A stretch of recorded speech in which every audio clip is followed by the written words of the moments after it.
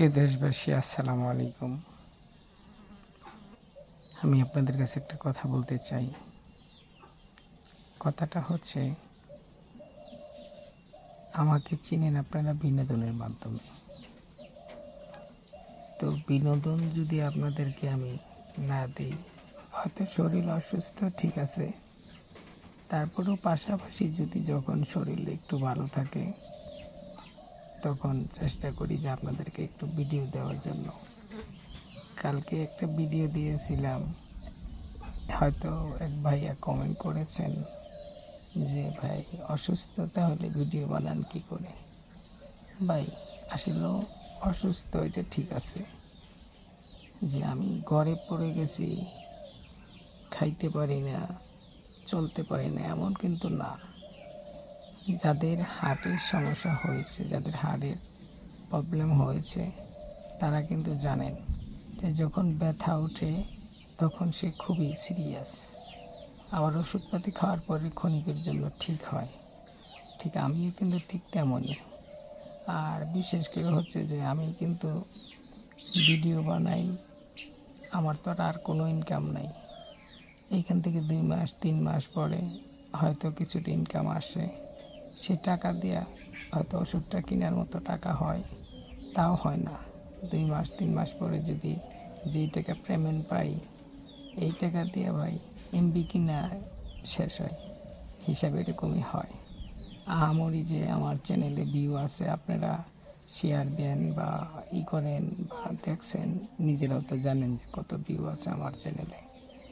তো আমার উদ্দেশ্য, আমি ভিডিও যদি আমি বানাই দিই একটা, কেন বানাই, আজকে যদি ভিডিও না বানাই দেই, কালকে তো আমার ইনকামটা আসবে না। হয়তো 2 মাস 3 মাস পরে আমি বেতনটা পাবো না। সেই জন্য শত কষ্ট হইলেও নিজের বুকটা চাপা দিয়ে দৌড়ে রাইখা একটু একটু ভিডিও বানাই দিতেছি। আর এখন তো কোনো গান নাই, যে গান গাইতে পারতেছি না। গান আছে অবশ্য, কিন্তু আমি কিন্তু কোনো গান গাইতে পারতেছি না। স্টেজে মাইক্রোফোন দিয়ে কথা বলতে পারতেছি না, জোরে একটা কথা বলতে পারি না।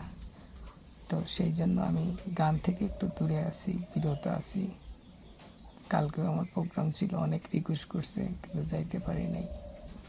কারণ শরীরটা এতটাই ক্লান্ত, এতটাই অসুস্থ যে আমি 5 মিনিট হাঁটলে আমার মনে হয় যে বুক ফেটে যাবে।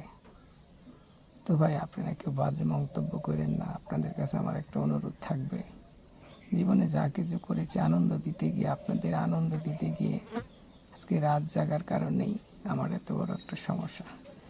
হ্যাঁ, আবার হয়তো ভাবতে পারেন যে সোহেল ভাই রাত জাগেন, আপনি তো আমাদের জন্য, আপনার স্বার্থের জন্যই তো আপনি টাকা ইনকাম করছেন। হ্যাঁ ভাই, টাকা ইনকাম করছি, কিন্তু যদি জানতাম যে এই রাত জাগার কারণে, অভিনয় করার কারণে আমার এত বড় একটা সমস্যা হবে, হয়তো আমি করতাম না।